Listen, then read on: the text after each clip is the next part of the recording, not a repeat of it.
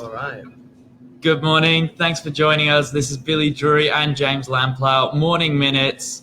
8 things we didn't realize about working in real estate before we joined the industry. Let's get into it.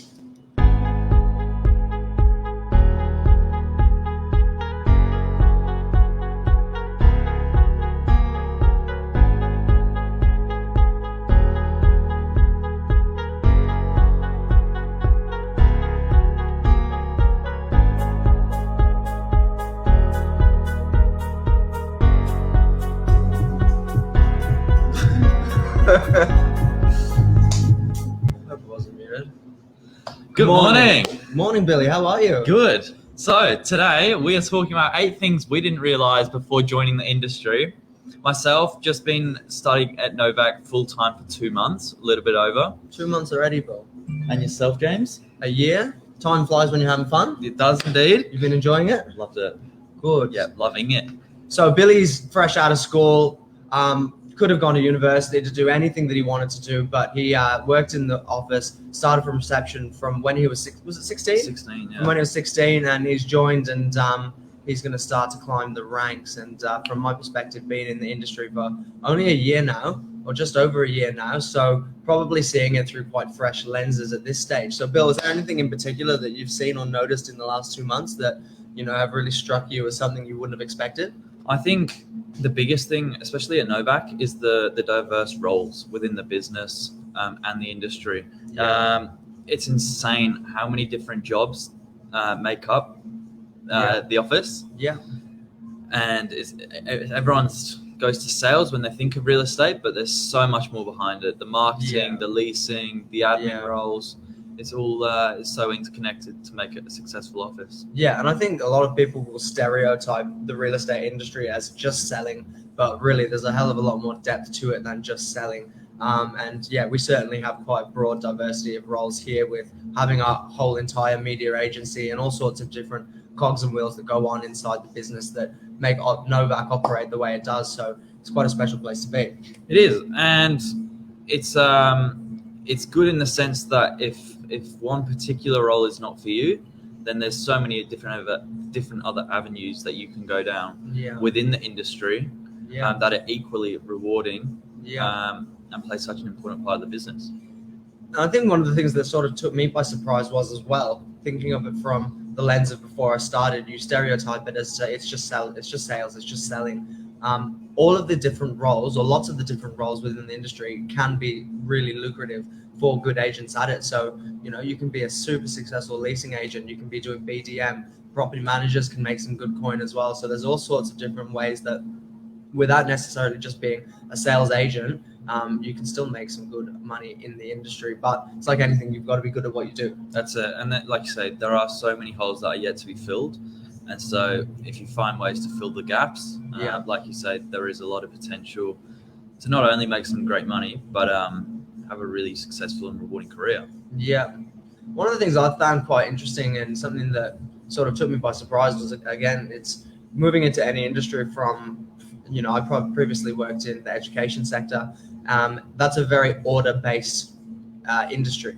Very order-based, so everything is procedures, and we're still procedure-based and protocol and safeguarding and risk management here in real estate, of course. But your timetable, your schedule, you can be as chaotic as you want, or you can be as orderly as you want. So it sort of comes back down to the agent's personality types, whether they want to operate with that sort of order, or if you want to be more of a moving in the wind with a little bit more disorderly chaos, which isn't actually a bad thing necessarily, as long as you've got a bit of a balance between the two.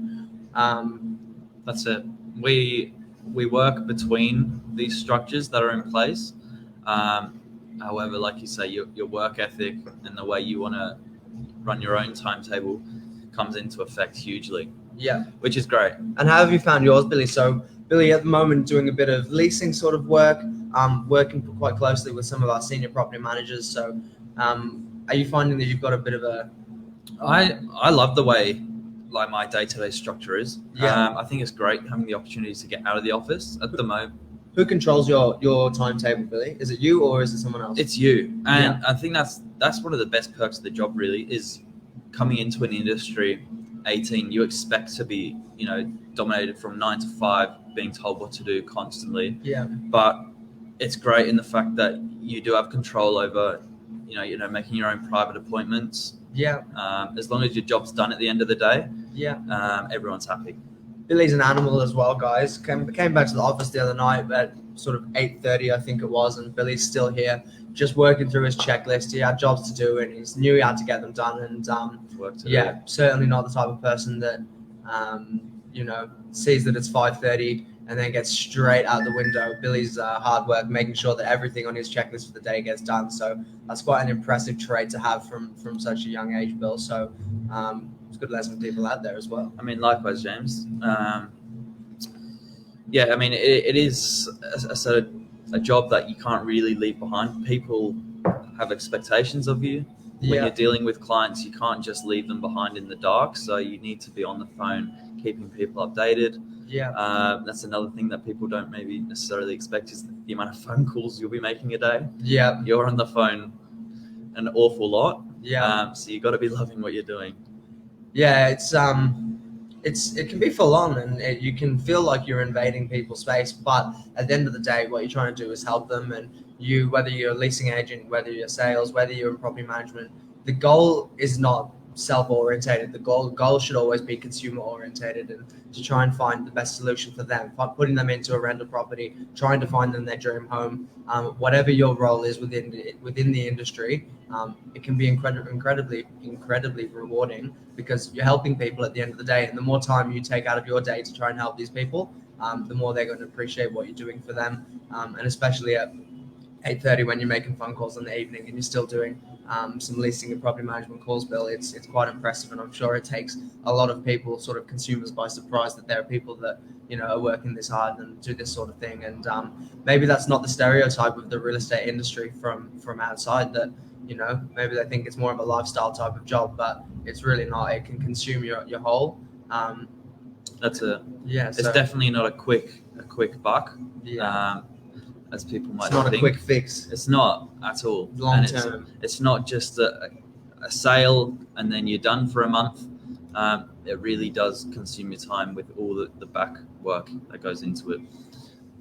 So Nicole Marie Conway, does he have his credit for, or just his statement of attainment? Bill, at this point, you just got your certificate of registration? Yeah, so I'm working on towards my certificate for. Yeah. There's some great initiatives with the government out there at the moment that really should be taken advantage of if you can. Yeah. I don't believe it's too late, because I managed to slide in there not too long ago. Yeah. So have a look into it, because you can get put under a traineeship with a great business like Novak. Yeah. And it sort of pays your way to start learning like the great. opposite to university, which is you can't get any great. better. So what are you leading up to? Is that you're going to do your Cert 4 and then? Yeah, that's the goal. I mean, once you got your Cert 4, it really does open options up within the industry. Yeah. Where you can start moving into different sort of paths that you prefer. Yeah. So I mean, it's all about options. Yeah. So when you were working down at reception, Bill, from the age of 16 on Sundays, what did you see from your lens into the industry? What were you seeing from the other agents? What was going on in the office? I saw a busy lifestyle. Yeah. With a lot of money to be made. Yeah. But it really comes down to how bad you want it. Yeah. I think the most successful agents in our office, and I'm sure this carries on out into the field, are the ones that are constantly working. Yeah. They're working on their days off. They're working, just Grinding. around the clock, just to grinding. But again, it goes back to the conversation before. If you've got this work to be done and you're not doing it, and you're putting it off to the next day, you're working as a 9 to 5. I don't think you're going to get the most out of the industry, and you're not going to get the most out of yourself. So it goes down to you get out what you put in. Yeah, totally. And yeah, there's definitely some senior agents in this office that lead by example, that are working hard like that all the time. So for the young guys like Billy and I, it shows us, not just the results, but how you get to that outcome in the first place. So it's certainly a motivating place and industry to be in. Yeah. Billy, anything else you want to add this morning, bud? I think it's what else can we talk about? how many coffees we drink a day. Billy knows I'm a bit of a caffeine fiend. Caffeine every single day. It's got to be done. Maybe that's a habit to cut out in the future. But for the time being, that's the power. That's it. We power on. We power on. It's definitely a lifestyle choice.